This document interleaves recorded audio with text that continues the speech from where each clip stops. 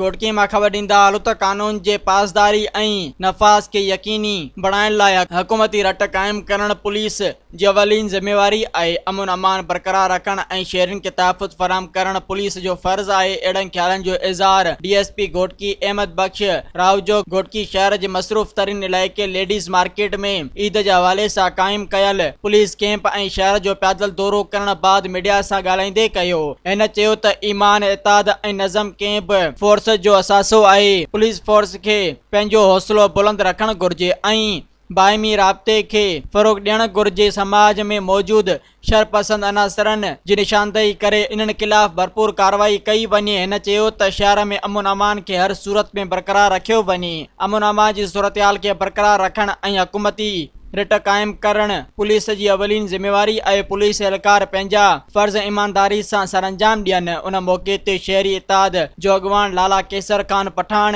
बीशम लाल, reader Kamruddin Malik, ASI शेर मोहम्मद अबड़ो, अल्ताफ़ चन्ना, city in charge Naveed कोलाची ऐं ॿिया पिणु मौजूद हुआ। मज़ीद ख़बरनि ऐं तफ़सीलात लाइ विज़िट कयो असांजी वेबसाइट www.awamiNewsHD.com ऐं ॾिसंदा रहो अवामी न्यूज़ HD।